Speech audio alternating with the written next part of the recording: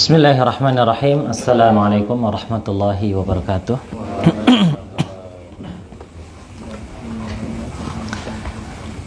Alhamdulillahi rabbil alamin.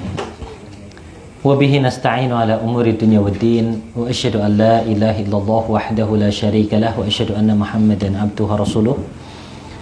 Allahumma salli wa sallim wa barik ala nabiyyina Muhammadin wa ala alihi wa ashabihi wa man tabi'ahum bi ihsanin ila yaumiddin. Rabbi syrah li sadri wa yassir li amri wahlul 'uqdatam min lisani yafqahu qawli.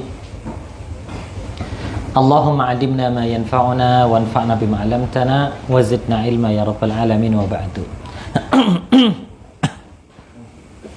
Bismillah.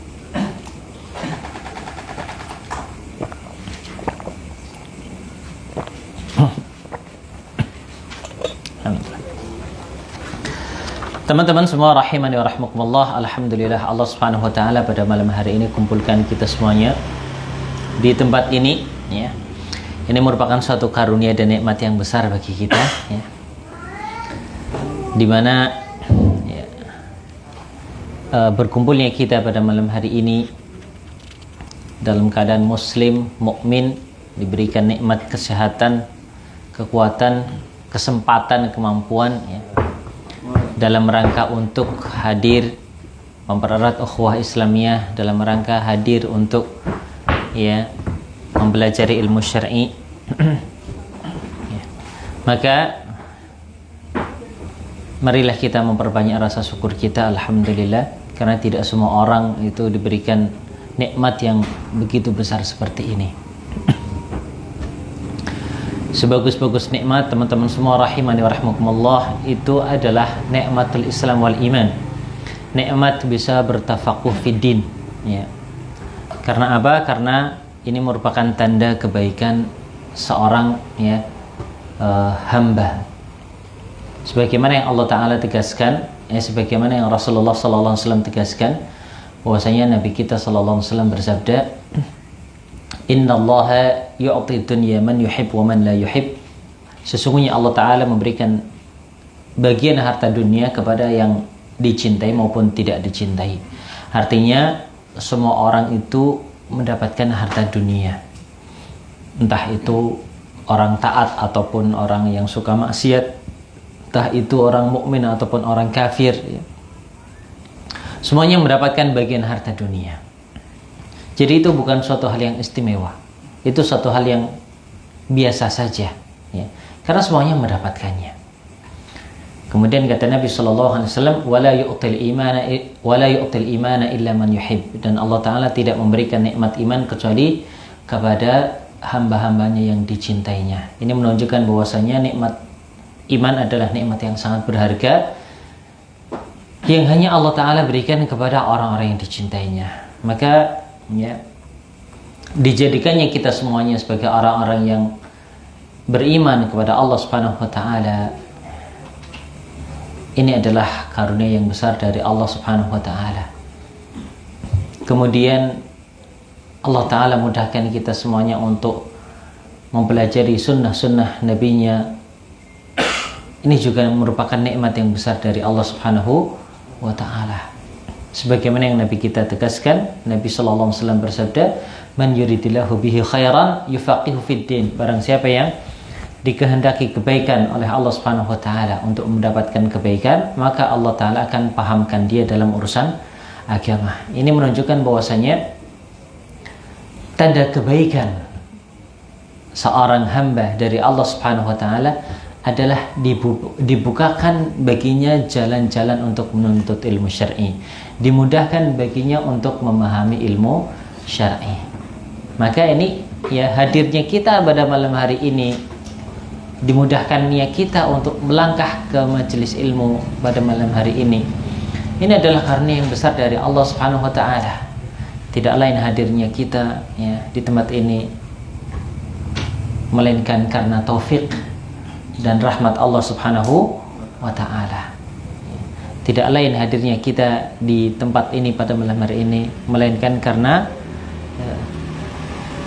kasih sayang Allah Subhanahu wa taala kepada kita ya, karena Allah Ta'ala memilih kita ya, karena Allah Ta'ala masih sayang kepada kita. Ini yang harus dipahami oleh kita semuanya, ya. Jamaah, teman-teman semuanya rahimani wa rahimakumullah. Kemudian salawat serta salam semoga tetap tersurah untuk Nabi Agung Muhammad sallallahu alaihi wasallam, keluarganya, para sahabatnya, dan juga seluruh kaum muslimin yang tetap setia mengikuti tuntunan beliau hingga akhir zaman. Teman-teman semua rahimani wa rahimakumullah, kita akan mengupas kitab yang dikatakan singkat juga tidak terlalu singkat, dikatakan tebal juga tidak terlalu tebal, ya sedang, ya. Namun kitab ini begitu syarat dengan faedah, ya, khususnya bagi yang sudah menikah, ya, sebagai evaluasi dan sebagai panduan hidup agar bisa membina keluarga atau rumah tangga yang sakinah mawaddah warahmah, ya. Buku ini atau kitab ini berjudul Arba'una Nasihatan li Islahil Buyut, 40 nasihat untuk membina rumah tangga yang salih-salihah, ya, ditulis oleh Syekh Muhammad Ibn Salih Al-Munajjid hafizahullahu ta'ala, ya. Buku ini sangat bagus sekali, ya, maka semestinya seorang muslim itu mengilmui tentang hal-hal yang ada di dalamnya. Teman-teman semua rahimani wa rahimakumullah, ya, kita tidak akan berpanjang kalam, kita langsung saja, ya, akan membahas buku ini, ya. Di sini penulis menyampaikan yang pertama kali bahwasanya sebagai muqaddimah bahwasanya memiliki rumah, memiliki tempat tinggal itu adalah suatu nikmat, ya. Memiliki rumah, memiliki tempat tinggal itu adalah suatu nikmat yang besar dari Allah Subhanahu wa taala. Sebagaimana yang Allah Ta'ala tegaskan, Allah Ta'ala berfirman, Wallahu ja'ala lakum min buyutikum sakana, dalam surat An-Nahl ayat 80, yang artinya, dan Allah Subhanahu wa Ta'ala menjadikan untuk kalian dari rumah-rumah kalian, ya, sakana, ya, ketenangan. Artinya apa? Rumah itu merupakan salah satu sarana terbesar kita, salah satu sarana, ya, terbesar kita untuk bisa mendapatkan ketenangan, ya. Rumah, tempat tinggal adalah salah satu sarana untuk bisa mendapatkan ketenangan, ya. Tentunya ada faktor-faktor yang lain, ya, seperti berkeluarga, ya, melakukan amalan-amalan tertentu seperti talabul ilmi seperti ini akan mendatangkan sakinah, akan mendatangkan ketenangan batin, kebahagiaan hati, ya. Nah, memiliki rumah itu merupakan salah satu sarana besar untuk bisa mendapatkan ketenangan batin. Orang kalau belum punya rumah, ya, dia hatinya masih ada rasa gelisah sebetulnya. Betul? Iya. Orang kalau belum punya rumah, ya, dia masih merasakan ada kegelisahan, ya. Nah, orang yang sudah punya rumah, sekalipun itu kecil, ya, sekalipun itu tidak mewah dan sebagainya, hatinya ada ketenangan, ya, melebihi ketenangan yang dirasakan oleh orang yang ngontrak. Seindah apapun, semegah apapun rumah ngontrak dibandingkan dengan punya rumah sendiri, itu lebih nyaman, lebih enak memiliki rumah sendiri, ya. Dan orang yang ngontrak, dia memiliki ketenangan, ya. Ada ketenangan yang dia rasakan, ya, dibandingkan dengan orang-orang yang tidak memiliki tempat tinggal, ya, tidak memiliki rumah, tidak memiliki kontrakan, dia akan merasakan kegelisahan. Karena dia akan berpikir di mana malam ini dia akan tinggal, akan bermalam, dan seterusnya, ya. Maka bagi kita, ya, yang sudah punya rumah sendiri ataupun yang ikut dengan mertua, ya, ataupun yang kontrak, ya, kita patut mensyukuri itu semua, ya. Karena itu adalah tempat tinggal untuk kita, ya. Ya. Dan itu adalah nikmat yang besar dari Allah Subhanahu wa ta'ala. Kalau kita mau berkaca di luar sana, ada orang-orang yang mereka tidak memiliki tempat tinggal. Setiap harinya atau setiap malamnya mereka bisa jadi berpindah tempat dari satu ruko, dari satu, ya, emperan ke emperan yang lain, ya. Nas'alullah as-salamah wal afiyah.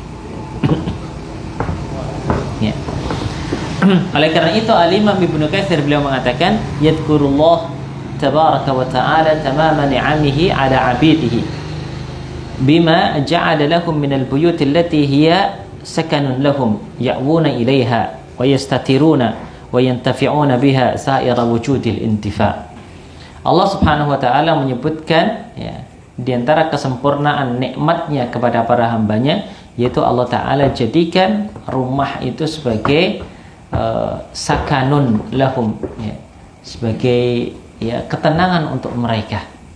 Jadi memiliki rumah dalam arti entah itu rumah sudah rumah pribadi ataupun rumah milik mertua ataupun rumah kontrakan ya, itu bagian dari nikmat Allah Subhanahu wa taala.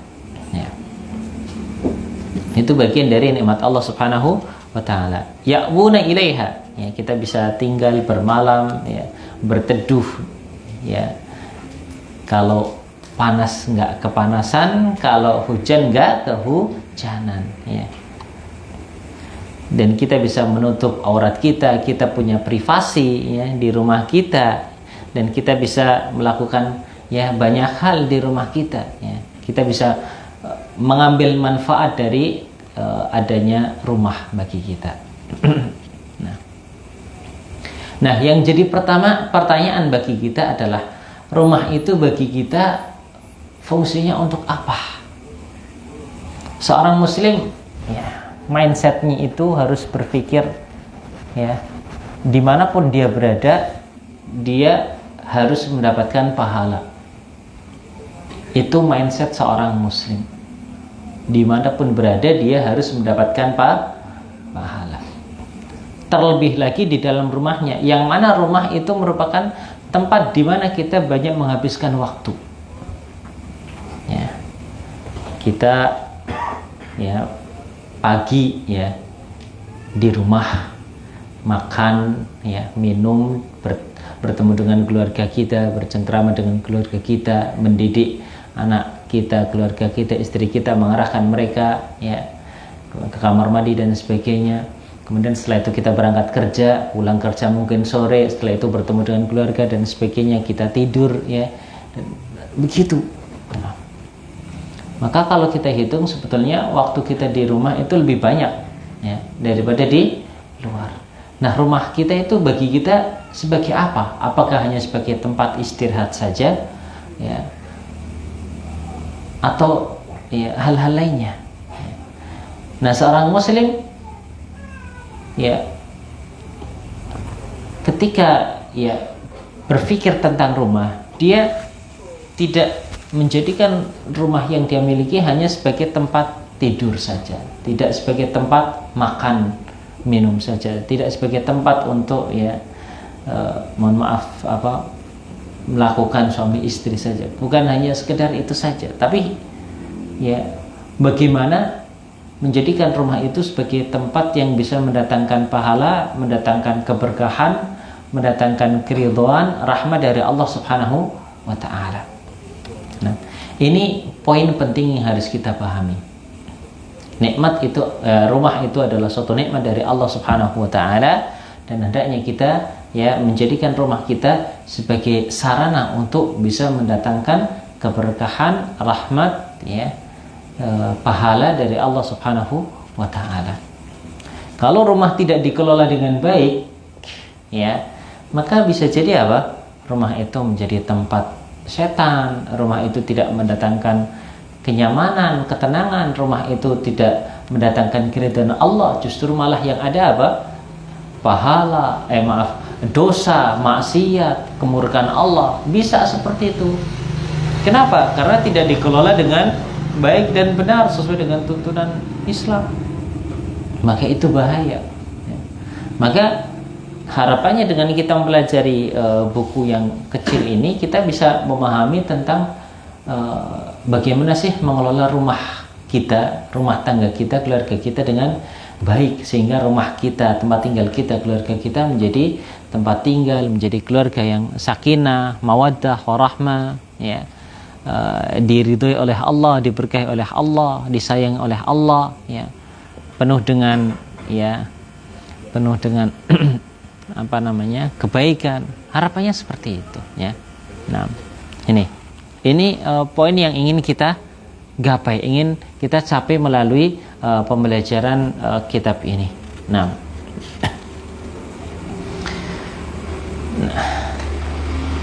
kenapa kita harus memperhatikan rumah kita, tempat tinggal kita, dan keluarga kita? Kenapa? Di sini penulis menyebutkan beberapa alasan. Ya. Yang pertama, wiqayatun nafs wal ahl nar jahannam. Wiqayatun nafsi wal ahl nar jahannam. Menjaga diri kita, keluarga kita dari siksaan api neraka. Ya. Wassalamatu min adzabil hariq. Ya, dan mencari keselamatan dari siksaan api neraka. Kenapa membahas dan memperhatikan ya urusan rumah, urusan keluarga itu penting bagi kita? Kenapa? Di sini penulis menyebutkan beberapa alasan. Yang pertama, untuk menjaga diri kita, keluarga kita dari api neraka. Untuk ya keselamatan diri kita dan keluarga kita dari ancaman api neraka. Dalilnya adalah firman Allah Subhanahu wa taala dalam surat At-Tahrim ayat 6. Allah Subhanahu wa taala berfirman, "Ya ayyuhalladzina amanu qu anfusakum wa ahlikum nara waquduha an-nas wal hijarah 'alaiha malaikatun ghilazun shidad la ya'suna Allah ma amarahum wa yaf'aluna ma yu'marun." Ini ayat yang pasti sudah sering kita dengar ya. Dan ini ayat yang wajib untuk dibaca seorang ustadz ataupun khatib ataupun penceramah ketika berbicara tentang urusan rumah, urusan keluarga. Itu pasti dibaca. Ya. Apa arti ayat ini? Ya ayyuhalladzina amanu, wahai orang-orang yang beriman. Para ulama menjelaskan kalau ada ayat yang diawali dengan ya ayyuhalladzina amanu, pasti di situ ada perkara yang sangat penting. Ada perintah untuk dijalankan atau ada larangan untuk dijauhi, maka perhatikanlah. Nah, di sini apa perintahnya? Qu anfusakum, jagalah diri kalian. Jagalah diri kalian. Wa ahlikum, dan keluarga kalian. Ya. Nar, dari api neraka. Dimulai dari diri kita. Ya, dimulai dari diri kita. Kemudian setelah itu keluarga kita. Kita jaga diri kita, kita jaga keluarga kita dari api neraka. Ya. Yang mana waquduhan nas wal hijarah, bahan bakarnya itu merupakan manusia dan bebatuan. 'Alaiha malaikatun ghilazun shidad, para penjaganya, para penjaga neraka itu adalah para malaikat Allah yang keras. Ya. Keras. La ya'suna Allah ma amarahum, mereka tidak pernah mendurhakai Allah Subhanahu wa taala. Taat, tunduk patuh kepada Allah Subhanahu wa taala sepenuhnya. Wa yaf'aluna ma yu'marun. Apapun yang diperintahkan oleh Allah Subhanahu wa taala mereka jalankan. Tidak pernah menundanya, langsung jalankan. Ya. Nah, teman-teman semua rahimani wa rahmakumullah. Ini adalah ayat yang hampir selalu disebutkan oleh setiap penceramah, dai, khatib, ustadz, kiai ketika membahas tentang urusan keluarga, yaitu menjaga diri kita dan keluarga kita dari api neraka. Dimulai dari diri kita. Ini menunjukkan apa? Sebelum kita ya memperbaiki, artinya sebelum kita mengharapkan keluarga kita baik, ya, hendaklah kita menjadi contoh yang baik untuk mereka. Hendaklah kita memulai dari diri kita. Ya. Hendaklah kita menjadi uswatun hasanah bagi mereka. Ya. Dan kesalahan itu bukan hanya untuk diri kita saja, tapi juga untuk keluarga kita. Manakala kita sudah mampu menjalankan perintah-perintah Allah, menjauhi larangan-larangan Allah, maka hendaknya kita mengusahakan agar keluarga kita juga mampu demikian. Ya. Kita jaga diri kita, kita jaga keluarga kita dari siksaan api neraka. Ketika disebutkan qu ya, maka pada dasarnya ayat ini menuju kepada para lelaki, para ayah, para suami, seperti itu. Jagalah diri-diri kalian, kemudian keluarga kalian dari api neraka. Maka di sini ada makna yang tersirat, hendaklah para bapak itu menjadi ya uswatun hasanah, menjadi orang yang pertama dalam menjalankan syariat Allah Subhanahu wa taala, menjalankan perintah Allah, menjauhi larangan Allah. Itu. Nah, mengenai ayat ini ada tafsir yang menarik sekali dari Ali bin Abi Thalib, ya. Seorang sahabat Nabi, seorang menantu Nabi, ya. Di mana beliau mengatakan tentang makna ayat ini adalah qu anfusakum wa ahlikum nara. Nah, maaf, ya, tentang ayat ini beliau mengatakan allimuhum wa addibuhum. Maknanya atau tafsirannya allimuhum wa addibuhum. Ajari mereka dan didiklah mereka. Ajari mereka tentang akidah yang benar, ya, tentang ya tata cara menjadi hamba Allah Ta'ala yang saleh salehah. Ajari mereka tentang salat yang benar, ya, tentang ibadah yang benar, ya. Didik mereka ya dengan adab-adab Islami, adab-adab yang baik, adab kepada orang tua, adab kepada sesama, adab kepada guru, adab kepada tetangga, adab berbicara, adab makan, adab minum, adab berpakaian dan seterusnya. Diajari, didik mereka, ajari mereka, ya. Ini berarti kuncinya adalah ilmu.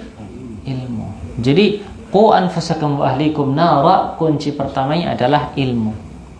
Kunci pertamanya adalah ilmu. Ya. Karena ilmu itu yang akan memperbaiki keluarga tersebut. Ya. Makanya alangkah bagusnya kalau ya pengajian itu yang hadir bukan hanya bapak saja, bukan hanya ibu saja. Kecuali kalau pengajian yang khusus, ya. Tapi kalau pengajian itu dibuka untuk umum, bapak ibu bisa datang, ya. Ini dijadikan sebagai ngaji bareng keluarga. Penting sekali. Bapaknya datang, ya, ibunya datang, ya, suami datang, istri datang. Alhamdulillah, ya, anak juga bisa datang seperti itu. Sehingga semuanya bisa memahami isi kajian dengan baik. Coba kalau misalnya yang datang cuma bapak saja, ya, sambil ngantuk-ngantuk dapat materi, ya mungkin yang masuk cuma 30%, ya. Kalau disampaikan misalnya ke istri, yang disampaikan mungkin hanya berapa, misalnya 10%. Yang dipahami berapa, kemudian yang diamalkan berapa. Tapi kalau ya semuanya datang, itu akan saling melengkapi, akan semakin mudah untuk mengamalkannya dan saling mengingatkan, seperti itu. Maka jadikan pengajian yang sifatnya itu terbuka untuk umum, ya, sebagai tempat untuk ngaji bareng keluarga, ya, bapak ibu diajak, seperti itu. Jadi bagi ikhwah, teman-teman yang belum terbiasa untuk ya ngaji bareng dengan istrinya, dengan pasangannya, ayo ngaji bareng. Biar apa? Biar semuanya ya ngerti, paham, ya. Nah ini kenapa urusan rumah, urusan keluarga itu begitu penting, ya, untuk dibahas, ya, karena ya untuk memelihara keluarga kita, untuk menjaga keluarga kita dari api neraka. Kemudian yang kedua, aizamal mas'uliyah al-mulqah ala ra'il bait amam Allah yaumil hisab. Besarnya tanggung jawab yang dipikul oleh ya pemimpin rumah tangga di hadapan Allah Subhanahu wa taala nanti pada yaumil hisab. Besarnya tanggung jawab yang dipikul oleh pemimpin keluarga di hadapan Allah nanti pada yaumil hisab, ya.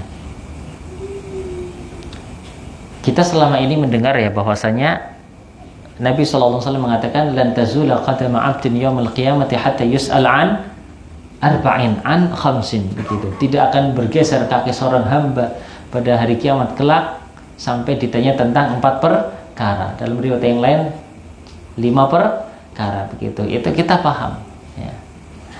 Namun ada hal lain yang akan Allah Ta'ala tanyakan, ya. Ini disebutkan 4 perkara atau 5 perkara, itu bukan batasan, ya ikhwah. Masih di sana masih ada hal-hal lain yang akan Allah Ta'ala tanyakan kepada kita. Nah, salah satu hisab yang akan Allah Ta'ala jalankan, ya, untuk para hambanya adalah hisab yang berkaitan dengan urusan rumah, dan ini disebutkan secara khusus oleh Nabi Shallallahu Alaihi Wasallam. Salah satu bentuk hisab nanti di hari kiamat itu adalah hisab yang berkaitan dengan urusan keluarga, urusan rumah tangga. Maka tanggung jawab yang dipikul oleh para lelaki, suami, ayah, ya,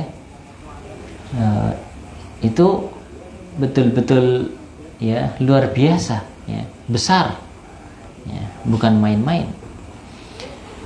Dari Anas bin Malik radhiyallahu anhu, Nabi sallallahu alaihi wasallam mengatakan, "Innallaha sa'ilun kulla ra'in 'amma star'ah." Sesungguhnya Allah Subhanahu wa taala benar-benar akan menanyai setiap pemimpin atas apa yang dia pimpin.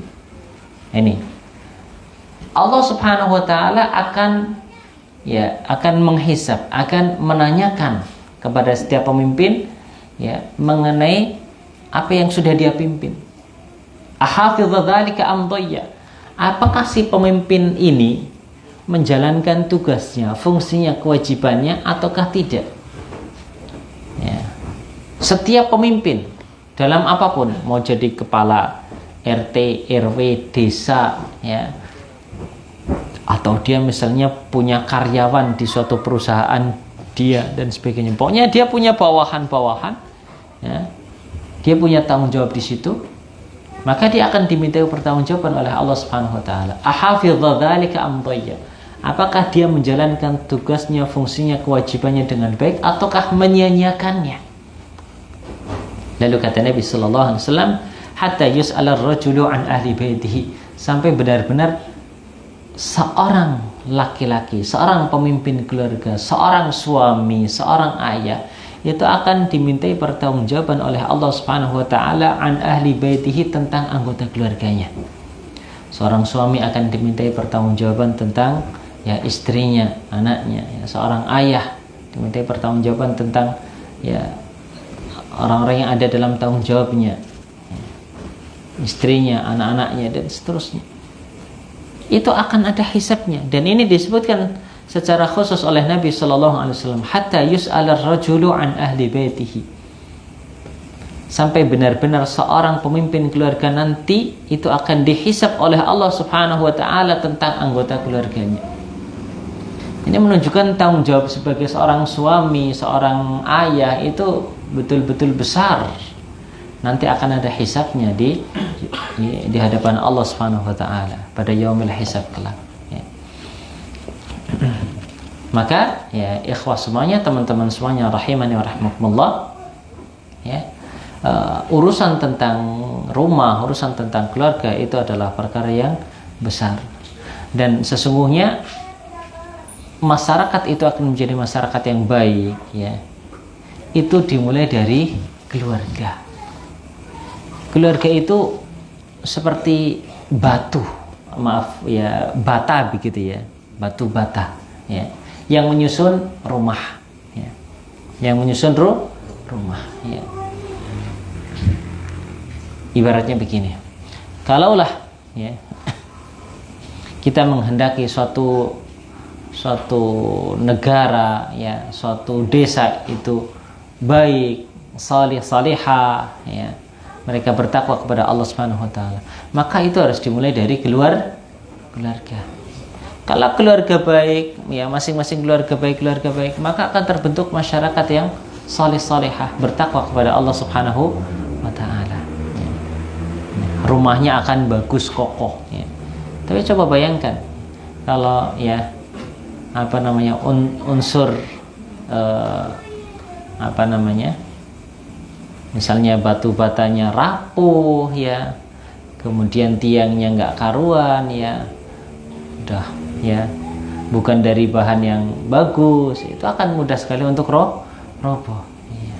Nah, jadi untuk menciptakan masyarakat yang baik, yang salih salihah, yang bertakwa kepada Allah Subhanahu wa taala, negara yang baldatun thayyibatun, ya, itu dimulai dari keluarga, dan itu dimulai dari diri kita, ya, dimulai dari diri kita.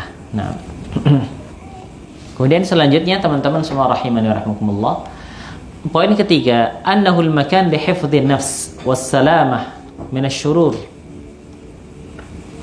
wa kaffiha 'anil nas, bahwasanya rumah itu adalah tempat untuk menjaga diri kita, ya. Menjaga diri kita, ya, menjaga dari, ya, apapun juga, ya, dari hal-hal yang, ya, yang tidak baik, ya. Wassalamah minasyurur, ya, mencari keselamatan dari berbagai macam keburukan. Wa kaffiha 'anil nas, ya. Dan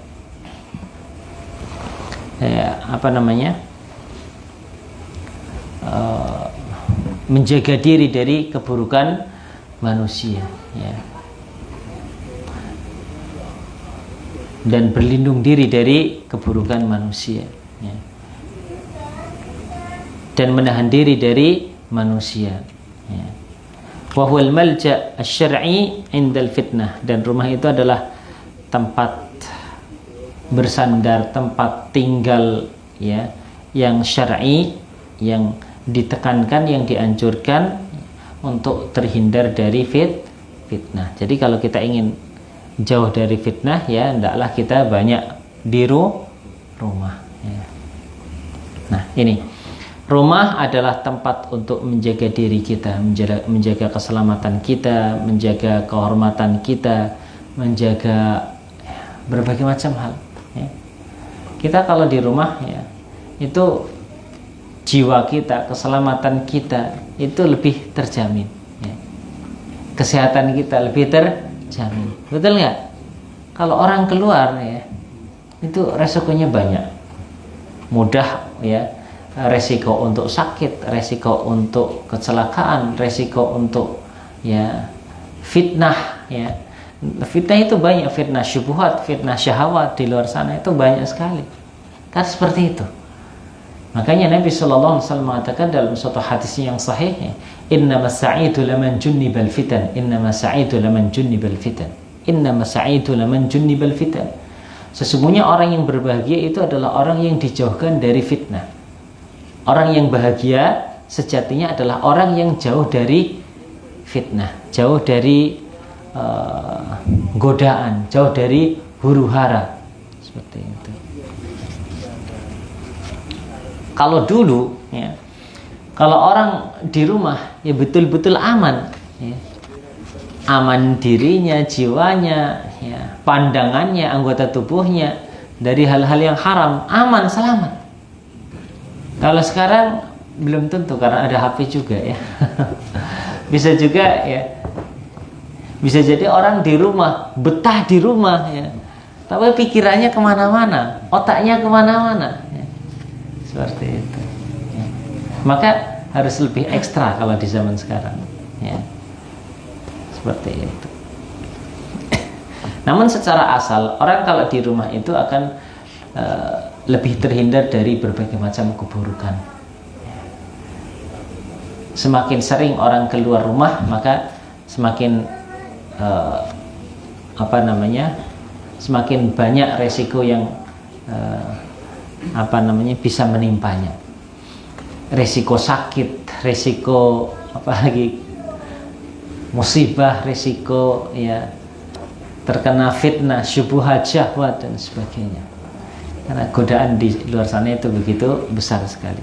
Nah, Nabi SAW mengatakan, tuba liman malaka lisanahu wa wasi'ahu baituhu wa baka ala khati'atihi. Sungguh beruntunglah bagi orang yang bisa mengendalikan lisannya, mengendalikan lidahnya. Kata Nabi, sungguh beruntung orang yang bisa menjaga lisannya, bisa mengendalikan lisannya, bisa mengontrol lisannya.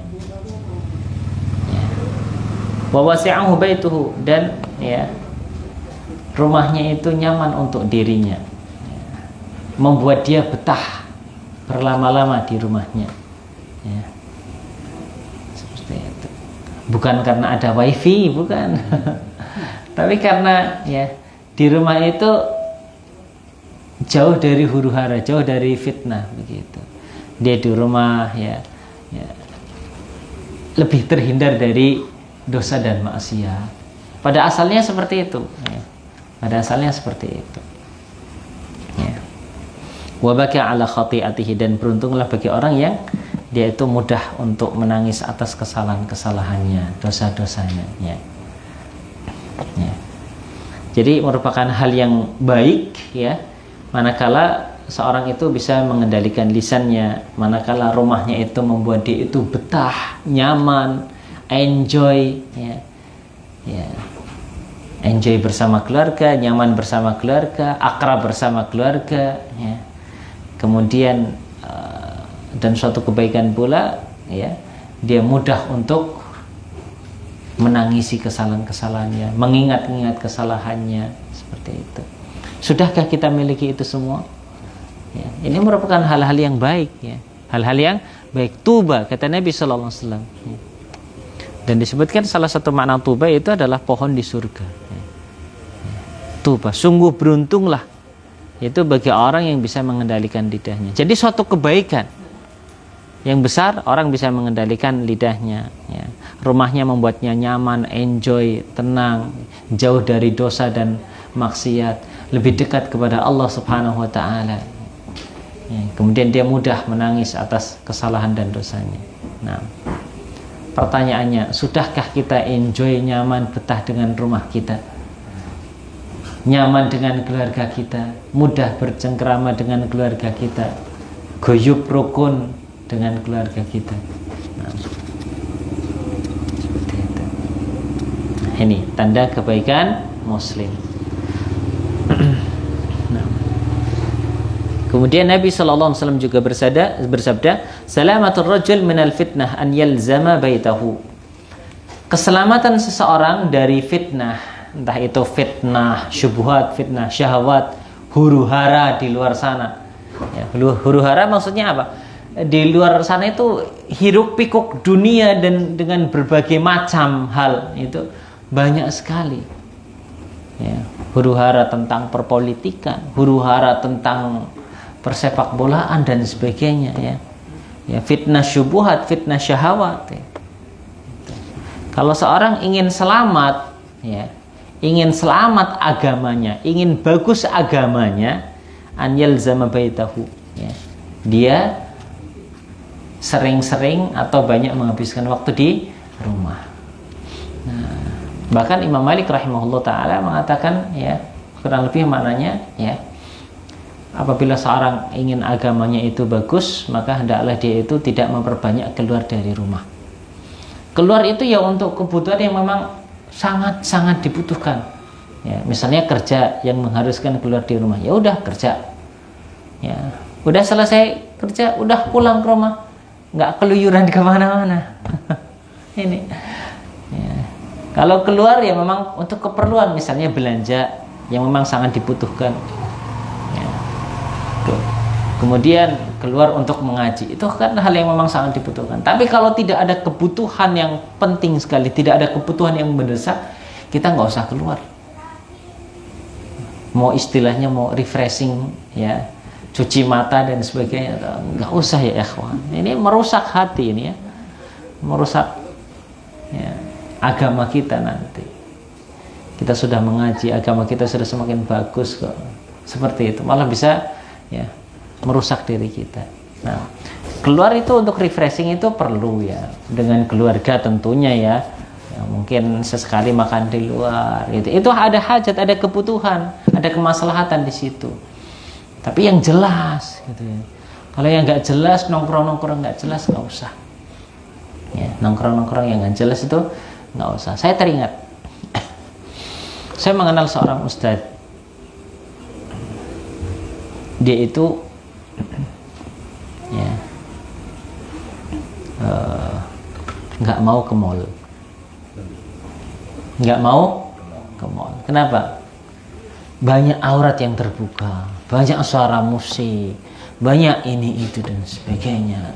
Ya, itu semuanya ya bisa merusak imannya. Ya, bisa ya apa namanya, menambah pundi-pundi dosa dan sebagainya. Maka dia menghindari. Apa perlunya ke sana? Toh di tempat lain juga ada yang dijual dengan barang yang kurang lebih sama seperti itu. Apalagi kalau kita butuh beli, online saja sudah cukup datang ke rumah. Artinya apa? Berusaha semaksimal mungkin ya untuk tidak mendatangi tempat-tempat yang bisa bisa menggoyahkan imannya, bisa mencederai imannya, begitu. Menjaga betul. Masya Allah. Saya akui salut sekali, Masya Allah.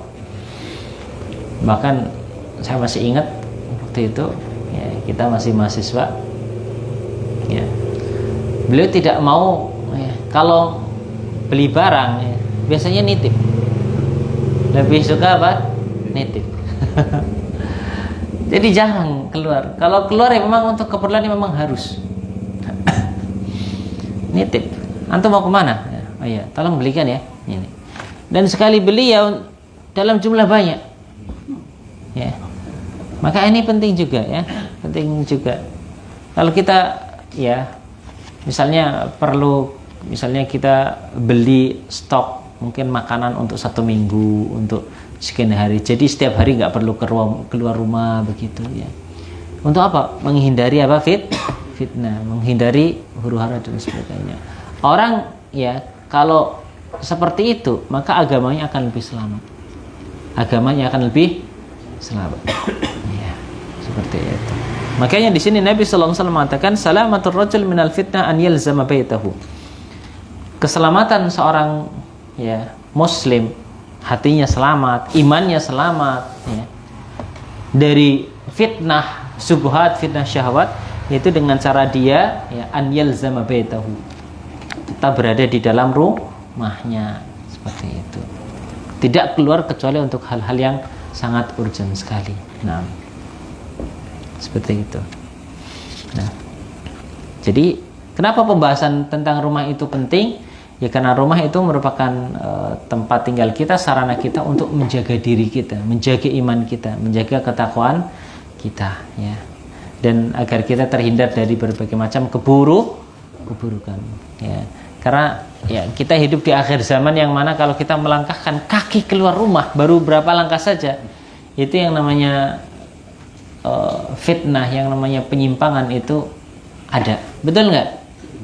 Kita melangkahkan keluar, mungkin mendengar suara musik, mungkin mendengar orang menghibah, ya, mungkin melihat aurat yang terbuka tanpa sengaja dan sebagainya. Seperti itu kan? Nah, ya. Nah, ini. Jadi pembahasan tentang rumah itu, tentang keluarga itu penting sekali. Ya.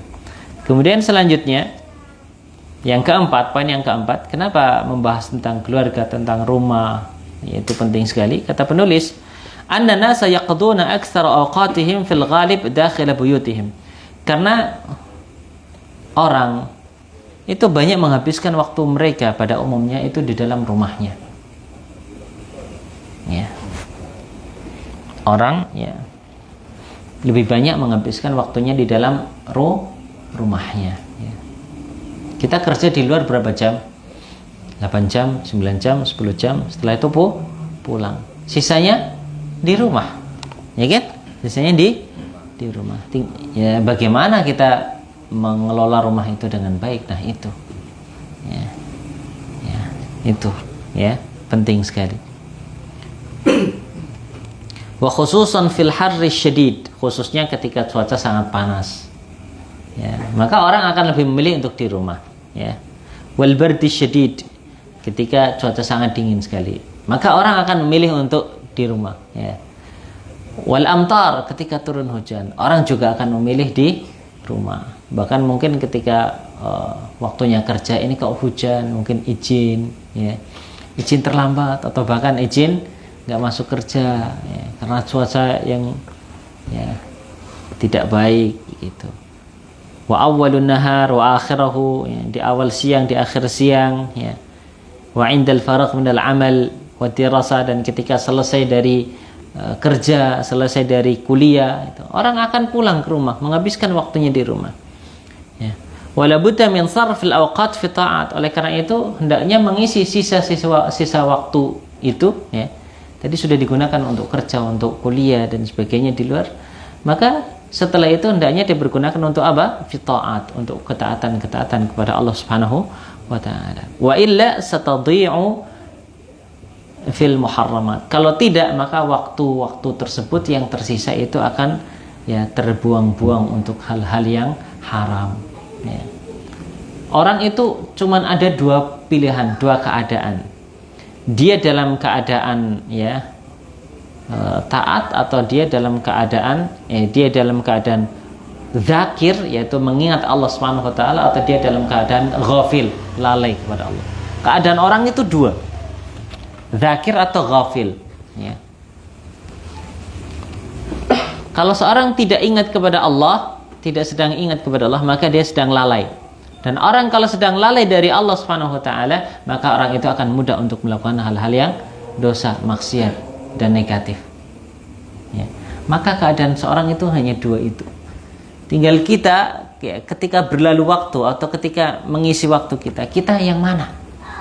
Apakah kita orang yang zakir, ingat Allah, ataukah kita orang yang ghafil, lalai ya dari Allah Subhanahu wa taala?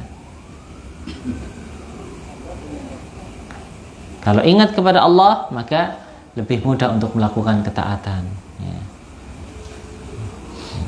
Tapi orang yang lalai dari Allah, nah ini lebih mudah untuk melakukan hal-hal yang negatif, tercela, dosa, maksiat dan seterusnya. Itu dua keadaan yang menyertai manusia. Tidak ada keadaan yang ketiga. Ya. Ente ingat Allah atau ente ya lalai. Udah itu aja. Keadaan kita itu cuma dua itu saja. Kalau sedang nggak ingat, berarti lalai. Kalau sedang lalai, berarti lebih mudah untuk melakukan hal-hal yang negatif. Lebih mudah untuk didekati oleh ya jin, setan. Lebih mudah untuk mendapatkan bisikan-bisikan yang buruk ya. Ya. Maka kalau orang lalai ya, itu seringkali dia nggak bisa zikir, nggak ingat zikir, ya kan? Ya. Bablas saja ini itu amalan-amalan ini itu bablas saja. Ya, seperti itu. Nah, itu. Kemudian poin yang kelima, wa huwa ahammuha, dan ini yang paling penting, annal ihtimam bil baiti huwal wasilatul kabirah li bina'il mujtama'il muslim. Bahwasanya memperhatikan urusan rumah itu merupakan sarana terbesar untuk membentuk masyarakat muslim yang solih-solihah. Ya, memperhatikan urusan rumah, urusan keluarga itu sarana terbesar untuk menciptakan lingkungan masyarakat yang solih-solihah, yang bertakwa kepada Allah Subhanahu wa taala. Ya. Itu. Nah.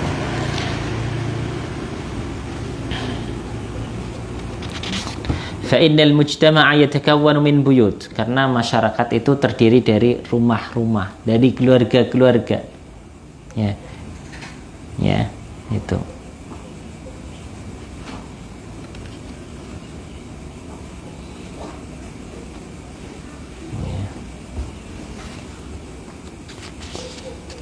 Nah, seperti itu. Nah, kemudian bagaimana caranya kita membentuk rumah yang bagus, rumah yang dalam arti mendatangkan keberkahan, mendatangkan rahmat Allah Subhanahu wa taala, mendatangkan keridhaan Allah Subhanahu wa taala. Ini poin yang penting sekali dan sangat krusial sekali untuk kita ketahui ya. Bagaimana caranya agar rumah kita, tempat tinggal kita, keluarga kita itu menjadi rumah, tempat tinggal keluarga yang ya diridhoi, dirahmati, diberkahi oleh Allah Subhanahu wa taala. Nah, ini penting sekali. Nah, kita langsung saja ya. Poin yang pertama ya, poin yang pertama dari 40 hal, yang pertama adalah husnu ikhtiyariz zaujah. Ya, memilih pasangan hidup yang baik. Memilih pasangan hidup yang baik ya. Memilih pasangan hidup yang baik. Seorang lelaki memilih wanita yang salihah. Seorang wanita yang ya, seorang wanita memilih seorang lelaki yang saleh, yang bertakwa kepada Allah Subhanahu wa taala. Seperti itu. Memilih pasangan yang baik. Kenapa seperti itu? Karena ya, pasangan kita itu sedikit banyak akan menentukan arah keluarga kita nantinya, disadari ataupun tidak. Ya. Apabila pasangan kita itu seorang yang bertakwa kepada Allah Subhanahu wa taala, maka akan membantu kita dan menolong kita dalam ketaatan kepada Allah Subhanahu wa taala. Ya. Nah. Nabi sallallahu alaihi wasallam bersabda, "Tunkahul mar'atu li arba'in." Seorang wanita itu dinikahi karena 4 perkara. Limaliha wa lihasabiha wa lijamaliha wa lidiniha. Ya. Seorang wanita dinikahi karena 4 perkara.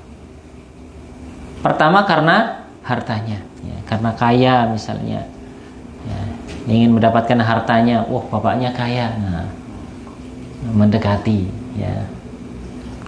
Atau apa? Wali hasabiha, karena kedudukannya, dia orang terhormat, ya, ingin mendapatkan kemuliaan di tengah masyarakat, ya, dari keluarga yang terhormat, ingin mengangkat derajatnya, ya, maka memilih dari wanita yang terhormat. Wajamaliha, atau karena kecantikannya, oh cantik, ya. Ya. Walidiniha, yang keempat karena agamanya bagus, ya. Fadfar bidzatid din, kata Nabi sallallahu alaihi wasallam, pilihlah karena agamanya yang bagus, yang baik. Taribat yadak, ya. Niscaya engkau beruntung, kalau tidak rugi, gitu ya. Ya, jadi di antara makna hadis ini adalah, ya, apabila seorang menikahi pasangannya bukan atas dasar agamanya, maka itu bisa menjadi kerugian buat dia. Ya, kalau keduanya komitmen, misalnya setelah itu komitmen untuk memperbagus agamanya, alhamdulillah. Mungkin keduanya sebelumnya adalah orang-orang yang kurang mengenal agama, lalu setelah itu komitmen untuk belajar agama, alhamdulillah. Tapi kalau menikahnya itu karena, ya, mungkin sekedar karena hartanya, karena face-nya, ya, fisiknya yang bagus, ya, atau karena kehormatannya, ketika unsur itu telah hilang, ya, maka rumah tangga itu bisa goyah, ya, rumah tangga itu bisa goyah. Karena apa? Karena landasannya untuk menikah itu bukan karena Allah, bukan karena agama, bukan karena ketakwaan kepada Allah Subhanahu wa taala. Nah, sehingga mudah sekali untuk, ya, timbul perceraian dan sebagainya, ya. Maka ini adalah hal yang sangat penting sekali untuk diperhatikan oleh kita semuanya, ya.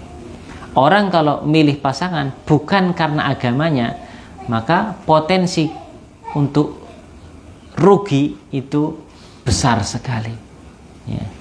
Besar sekali. Kerugian dalam banyak hal lah, ya. Kerugian masa depan, mungkin anaknya, ya, mungkin ini itu dan sebagainya. Tapi kalau pasangannya itu adalah seorang yang saleh, salehah, ya, maka, ya, insya Allah akan banyak kebaikan yang datang nanti. Nah, ya. Fadfar bidzatid din, pilihlah karena agamanya, ya. Pilihlah karena agamanya. Orang kalau memilih pasangan karena agama, maka seandainya timbul masalah, untuk islah, untuk berdamai, untuk kembali, ya, itu mudah. Karena dasarnya itu apa? Lillahi ta'ala, ya. Karena dasarnya adalah agama. Maka mudah untuk apa? Untuk memperbaiki, ya. Saya menikahi kamu atas dasar agama, atas dasar, ya, lillahi ta'ala, ya. Maka kalau salah satu atau keduanya itu salah, ya, salah satu dari keduanya atau keduanya salah, maka mudah untuk, ya, saling memaafkan, mudah untuk memperbaiki diri ke depannya, mudah untuk, ya, introspeksi diri, mudah untuk dibawa kepada ketaatan kepada Allah Subhanahu wa taala. Karena pondasinya jelas karena agama. Tapi kalau seorang menikahnya bukan karena pondasi agama, tapi karena faktor-faktor yang lain, ya, maka ketika ada masalah sekecil apapun itu bisa menjadi pintu kehancuran untuk keluarganya. Betul nggak? Ya, seperti itu. Maka kita yang, ya, teman-teman yang belum menikah, nah nanti ya pilih yang beragama, yang soleh-solehah, seperti itu. Kalau yang kita yang punya anak perempuan ataupun anak laki-laki, yang punya anak laki-laki, ya, kita pastikan anak laki-laki kita itu memilih seorang wanita yang solehah, ya, yang solehah. Ya. Kalau kita punya anak perempuan, kita pastikan, ya, yang melamarnya adalah seorang anak yang, ya, seorang lelaki yang soleh, seperti itu. Kita pilihkan untuk anak kita pasangan yang soleh-solehah, seperti itu. Saya punya teman, ya, laki-laki, ya, ingin mendapatkan seorang wanita yang baik, datangnya ke pondok, datangnya apa? Ke pondok. Ya. Jadi teman saya dia di masjid, ibunya, ya, ke pondok akhwat, bawa hadiah macam-macam, datang ke musyrifah di situ, ya. Dikasih hadiah, ngobrol tentang ini itu dan sebagainya, ya. Ibunya sambil milih ini, ngobrol-ngobrol, ya, penjajakan, diajak foto gitu, ya. Setelah itu pulang, ya. Kemudian konsultasi, ya, ibunya ini konsultasi dengan ustadzahnya. Ini bagaimana sih musyrifah ini. Saya ingin seorang mantu untuk anak lelaki saya. Oh, kalau si musyrifah ini Masya Allah begini, ini yang ini Masya Allah begini. Oh ya, udah, setelah itu sampaikan kepada anak laki-lakinya, ini si A menurut penuturan ustadzah ini begini. Saya juga sudah ngobrol, ya, tentang berbagai hal, anaknya begini. Ini fotonya. Ini. Kalau yang ini begini. Ini fotonya seperti ini. Ya. Musyrifahnya ini, ya, yang di pondok nggak tahu apa-apa. Karena yang masuk ibunya. Ibunya nyarikan, ya, istri buat anak laki-lakinya. Ya, seperti itu, luar biasa. Ya, seperti itu. Dan setelah itu dipilihlah yang ini. Akhirnya setelah itu mereka menikah. Alhamdulillah.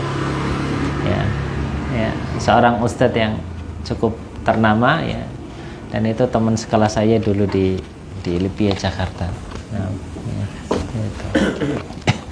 Jadi teman-teman yang masih jomblo misalnya bisa, ya, misalnya ngajak ibunya, Bu, saya ingin seorang istri yang beragama, agamanya baik, yang cantik gitu. Nah, ajak ke pondok. Yuk kita cari di pondok, gimana, Bu? Nah, nanti ibu yang masuk, ya, ibu tanya ke ustadzahnya, musyrifahnya. Tapi jangan bilang-bilang mau cari istri gitu. Ngasih hadiah ini itu ke musyrifahnya, diajak ngobrol, mungkin minta fotonya, minta nomor HP-nya. Ibunya yang nyarikan buat anaknya. Nah, kan lebih mudah untuk klop nanti dalam, ya, mengarungi hidup keluarga. Karena yang milihkan ibunya. Iya. Kalau seorang lelaki milih seorang pasangan, anak perempuan siapa gitu, ya, bisa jadi belum tentu akur sama mertuanya. Tapi kalau mertua yang milihkan mantu buat anak laki-lakinya, lebih mudah untuk cocok, lebih mudah untuk akrab. Betul nggak? Iya. Ini tips lah, ya. Yang baru mantu lah. Oh, Masya Allah. Ya. Kalau yang mau mantu bisa nanti, misalnya kalau yang datang, ya, melamar, kalau kita punya anak perempuan, ya, kita tes, ya, ditanya, kita kirim, ya, orang untuk mengawasi bagaimana ibadahnya, atau menanyakan ke teman-temannya, tetangganya, begitu, ya, gitu. Syekh Muhammad bin Shalih Al-Utsaimin itu ketika anaknya itu dilamar, ya, beliau tidak langsung memutuskan iya atau enggak gitu, ya. Beliau mengirim orang, ya, Ini muridnya sendiri yang ngelamar anak perempuannya. Tolong ya. Ya. Teliti. Teliti. Wah. Masya Allah, luar biasa ya. Udah, baru setelah itu yakin dinikahkan ya. Dan mantunya salah seorang ulama besar juga di Arab Saudi saat ini. Nah, barakallahu fikum. Ini ya, memilih pasangan yang tepat ya. Yang dimaksud tepat itu adalah yang agamanya baik ya. Kalau kita menikah atas dasarnya agama ya, lebih mudah untuk diajak taat, lebih mudah untuk menyelesaikan masalah. Tapi kalau dasar menikah itu bukan karena agama, lebih mudah untuk tercerai-berai. Sekecil apapun masalah bisa menjadi besar ya. Karena apa? Karena pondasinya bukan agama ya. Maka hendaklah menikah itu karena faktor agama. Dan Nabi SAW mengatakan, ad-dunya mata'un wa khairu mata'id dunya al-mar'atu salihah. Dunia ini ya adalah perhiasan, seperti perhiasan, dan sebaik-baik perhiasannya adalah wanita salihah. Jadi ya, dari dunia ini yang paling berharga itu apa? Wanita salihah. Gitu. Dari dunia ini, hal paling indah di dunia ini itu ya wanita salihah. Gitu. Maksudnya seperti itu. Yang menjadikan dunia kita indah, bagus ya wanita salihah. Harta bukan jaminan ya, ya. Rupa juga bukan jaminan. Tapi kalau kesolehan itu akan menjadi jalan kebaikan, jalan kebahagiaan. Nah, kemudian Nabi SAW juga mengatakan, la yattakhidanna ahadukum qalban syakiran wa lisanan dzakiran wa zawjatan tu'inuhu ala amri al-akhirah. Hendaklah ya seorang dari kalian ya, maksudnya setiap dari kalian ya, hendaklah setiap dari kalian itu memiliki hati yang bersyukur. Nah, hendaklah setiap dari kalian, setiap kita, masing-masing kita memiliki hati yang banyak bersyukur ya. Walisanan dzakiran, dan memiliki lisan yang banyak berzikir, banyak ingat kepada Allah, zikir kepada Allah. Wa zaujatan tu'inuhu ala amril akhirah, dan memiliki pasangan atau istri yang membantu dalam urusan akhirat, artinya membantu untuk taat. Nah, di sini Rasulullah SAW menegaskan 3 perkara yang hendaknya dimiliki oleh seorang muslim, yaitu ya, hati yang banyak bersyukur ya, hati yang banyak bersyukur. Untuk menjadikan hati kita banyak bersyukur itu bagaimana? Melihat ya, kita lebih banyak melihat kepada nikmat, memikirkan kepada nikmat, bukan kepada ya cobaan, ujian, musibah. Kita masing-masing punya kesulitan, punya ujian, punya cobaan ya. Namun yakinlah bahwasanya nikmat dari Allah kepada kita jauh lebih banyak. Maka hendaklah kita melihat kepada nikmat-nikmat tersebut. Kalau kita melihat nikmat-nikmat tersebut, itu akan menjadikan kita lebih mudah untuk bersyukur ya. Jadi mindset kita kalau ya ingin menjadi seorang yang banyak bersyukur kepada Allah adalah melihat kepada nikmat-nikmat yang kita miliki. Melihat kepada nikmat-nikmat yang kita miliki, bukan kekurangan kita ya. Kita punya ya motor, mungkin motor kita butut ya, ya. Motor kita butut ya. Tetangga punya motor baru ya, gede lagi ya. Untuk menjadikan kita tetap bersyukur bagaimana? Ya, kita melihat itu sebagai suatu nikmat. Alhamdulillah saya punya nikmat ya. Kendaraan yang bisa saya naiki ya. Fulan itu si A si B dia nggak punya ya. Lebih enakan saya ya. Ada motor, ada kendaraan, meskipun ya bukan motor yang bagus, tapi tetap bisa jalan. Dan jalannya pun ke tempat kajian, Masya Allah, lebih berfaedah ya. Ini nanti jadi saksi ini kendaraannya ya. Iya. Seperti itu. Ya. Ya. Jadi untuk menjadikan hati kita banyak bersyukur adalah kita hendaknya melihat kepada nikmat-nikmat yang ada pada diri kita, bukan kekurangan-kekurangan yang ada pada diri kita, dan bukan pula melihat kepada kelebihan-kelebihan yang ada pada orang lain. Kalau kita sering melihat kelebihan orang lain, itu bisa menjadikan kita iri. Ya. Kalau kita melihat kepada kekurangan-kekurangan kita, kita juga bisa menjadikan kurang bersyukur, tidak bersyukur. Tapi ketika kita melihat kepada nikmat-nikmat yang kita miliki, sekecil apapun itu, maka itu akan menjadikan kita menjadi hamba-hamba Allah Ta'ala yang banyak bersyukur. Kemudian lisan yang banyak berzikir kepada Allah Subhanahu wa Ta'ala, ya. Ya. Dan tanda kebaikan seorang muslim itu adalah banyak ingat kepada Allah, banyak zikir kepada Allah Subhanahu wa Ta'ala, ya. La yazalu lisanuka ratban min dzikrillah. Hendaklah lidahmu banyak berzikir kepada Allah Subhanahu wa Ta'ala. Ini tanda kebaikan seorang muslim. Kalau kita ingin menilai ya bagus ya kualitas keislaman seorang, ya, maka lihatlah dari zikirnya. Kalau dia seorang yang banyak zikir kepada Allah, banyak ingat kepada Allah, maka dia bagus. Semakin banyak dia berzikir dan semakin banyak dia ingat kepada Allah, maka dia semakin bagus. Ya, ya, seperti itu. Kualitas kita, ya, salah satunya ditentukan dari zikir kita kepada Allah Subhanahu wa Ta'ala. Karena itu yang akan selalu menghubungkan kita kepada Allah Subhanahu wa Ta'ala. Kalau seorang tidak zikir, dia lalai, terputus dari Allah Subhanahu wa Ta'ala. Ya, seperti itu. Wa zaujatan tu'inuhu ala amril akhirah, dan istri yang membantunya dalam urusan akhirat. Nah, inilah 3 perkara yang hendaknya dimiliki oleh setiap muslim. Hati yang banyak bersyukur, lisan atau lidah yang banyak berzikir, ingat kepada Allah Subhanahu wa Ta'ala, ya. Dan juga istri yang banyak membantunya dalam urusan akhirat, dalam ketaatan kepada Allah Subhanahu wa Ta'ala. Ya. Istri mengingatkan suami, suami mengingatkan istri, saling tolong menolong dalam urusan dunia dan urusan agama.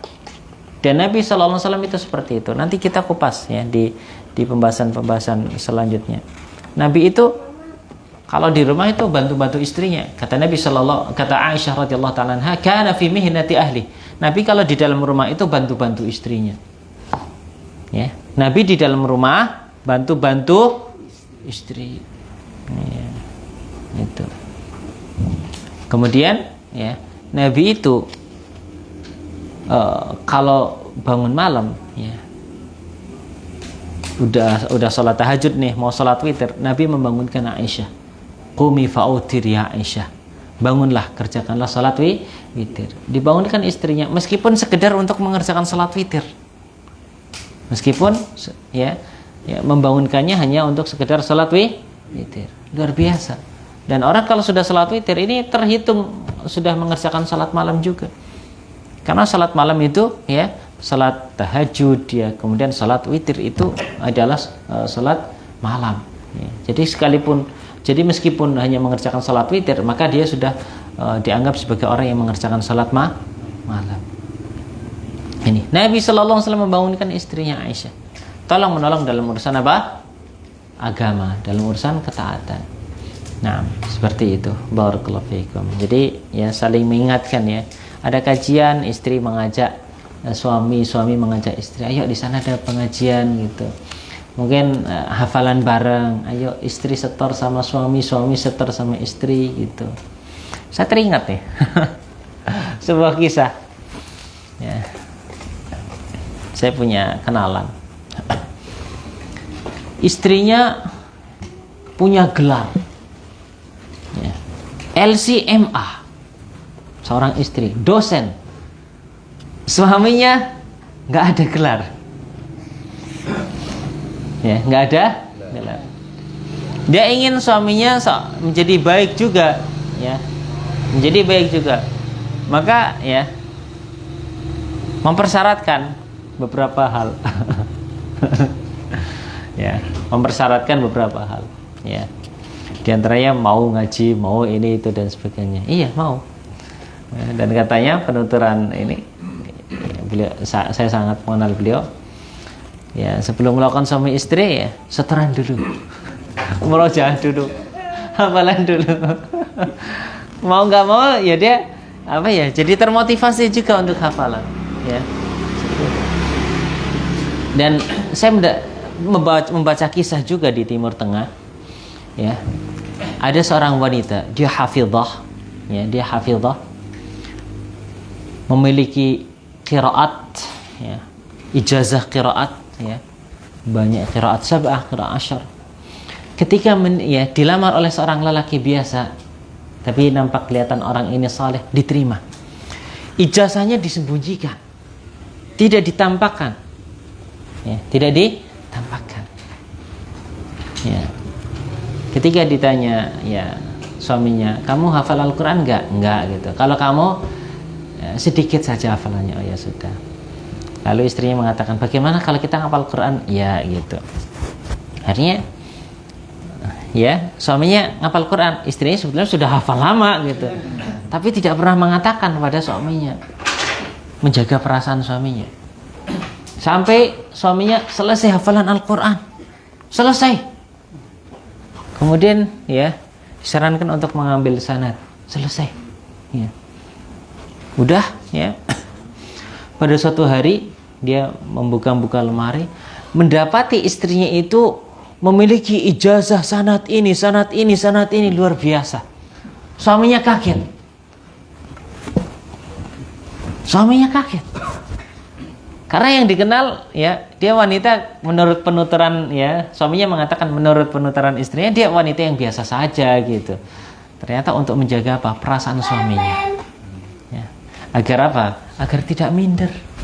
Agar tidak minder. Ayo ngaji bareng, ayo hafalan bareng. Sehingga ya seolah-olah istri kayak apa, hafalannya sedikit, suami belum punya hafalan atau ada hafalan sedikit, sehingga semuanya dilalui dengan bareng. Ya, itu. Untuk menjaga apa? Perasaan suami. Alhamdulillah setelah itu ya mereka dikaruniai anak yang soleh-soleha, ya, penghafal Al-Quran dan sebagainya, luar biasa. Ya, intinya adalah tolong menolong ya dalam hal kebaikan, dalam hal ketaatan. Mungkin ini bisa diterapkan juga ya oleh kita yang sudah berkeluarga ya. Barangkali bapak bisa baca Quran di hadapan istrinya, istrinya baca Quran kepada bapaknya. Ayo bapak salah nih baca Quran, hukumnya begini. Ya, saya agak ragu nih bapak-bapak, pernah nggak baca Quran di depan istri? Jangan-jangan malu ini, malu, nanti takut salah gitu. Suami kan imam gitu kan, imam gitu. Saling tolong menolong lah. Mengingatkan, sudah sampai mana baca Qurannya, yuk kita 1 juz hari ini, atau kasih tanda kamu hari ini udah sampai berapa, ayat berapa, halaman berapa. Saling mengingatkan ya ikhwah, saling tolong menolong dalam kebaikan, dalam ketaatan kepada Allah Subhanahu wa Ta'ala. Yakinlah kalau kita ya memiliki pasangan yang baik, yang saleh, yang bertakwa, maka rumah tangga kita akan menjadi rumah tangga yang penuh berkah, penuh rahmat dari Allah Subhanahu wa Ta'ala. Demikian yang bisa kita bahas pada pertemuan malam hari ini ya. Kurang lebihnya saya mohon maaf. Barakallahu fikum. Ini ada pertanyaan atau cukup? Nah, barakallahu fikum. Kita tutup dengan doa kafaratul majlis. Subhanakallahumma bihamdika asyhadu an la ilaha illa anta astaghfiruka wa atubu ilaik. Wassalamualaikum warahmatullahi wabarakatuh.